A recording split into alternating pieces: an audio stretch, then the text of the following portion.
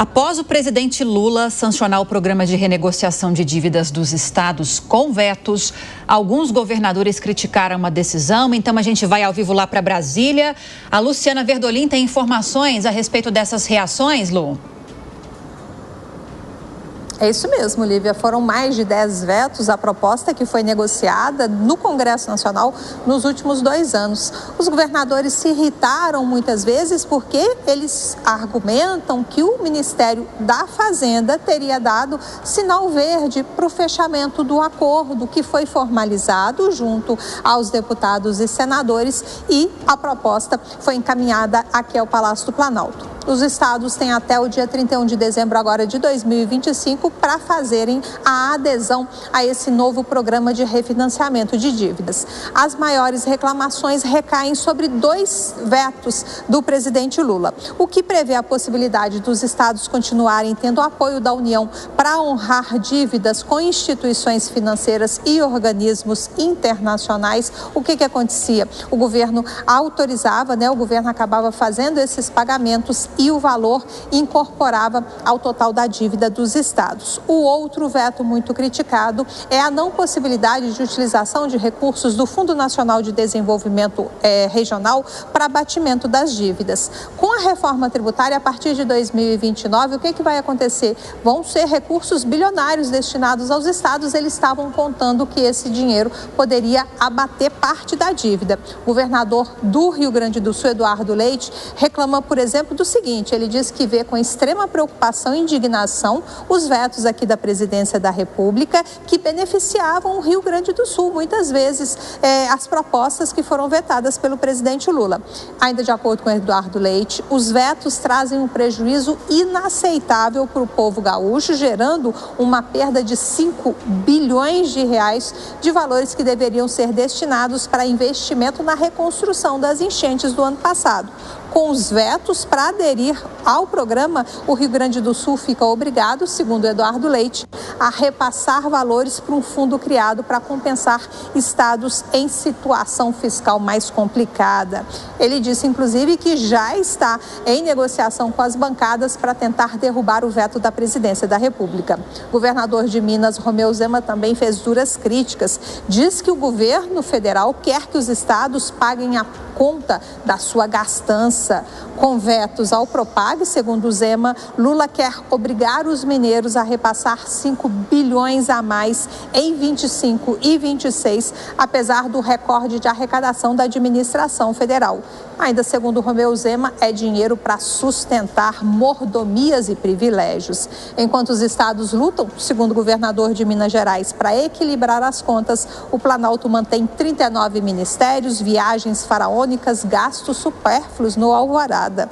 O governador do Rio, Cláudio Castro, também fez críticas aos vetos do presidente Lula. Ele disse o seguinte, que a decisão do Palácio do Planalto em mutilar com vetos o programa de pleno pagamento de dívidas dos estados é um duro golpe, não só para o Rio de Janeiro, mas para o país.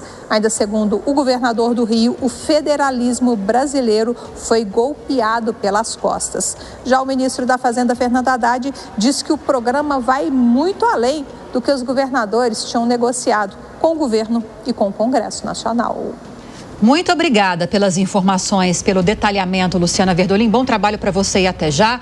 Vamos às análises, convidando agora o Cristiano Beraldo para também trazer as impressões a respeito desse assunto. Vou começar inclusive com você, Beraldo. Bem-vindo, bom dia para você.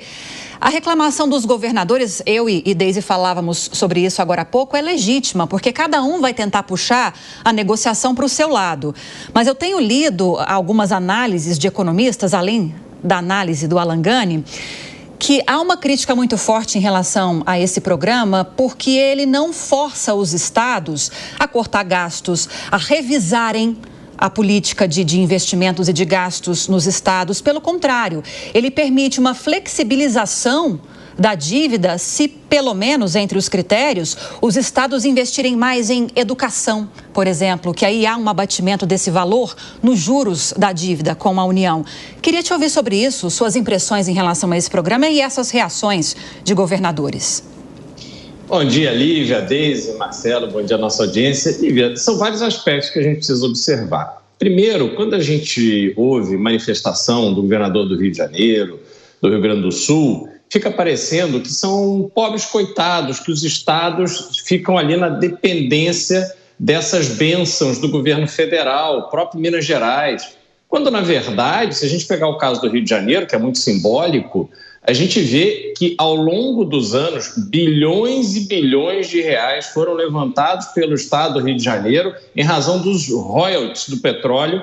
E aonde esse dinheiro foi parar? Quais os investimentos que foram feitos? Como que esse dinheiro, toda essa montanha de dinheiro foi usada para desenvolver o Estado, para deixar o Estado forte, com mais oportunidade de crescimento para as pessoas, para os fluminenses e também para o Estado como um todo, para que ele melhorasse a sua saúde financeira. E a gente lembra que não, esse dinheiro foi todo roubado. Projetos que foram desenvolvidos com o simples objetivo de roubar, deixaram o Estado do Rio de Janeiro em frangalhos. Estado de Minas Gerais, a mesma coisa. Uma administração catastrófica aconteceu ali com o governador Pimentel, que deixou o Estado numa situação horrorosa. Depois, o governador Zema, que recebeu mais de 60 bilhões de reais de indenização da Vale do Rio Doce, também não usou esse dinheiro de uma forma a promover o desenvolvimento do Estado. Foram gastos que apareceram muito na campanha, mas se olharmos ao longo prazo, o Estado continua inviável.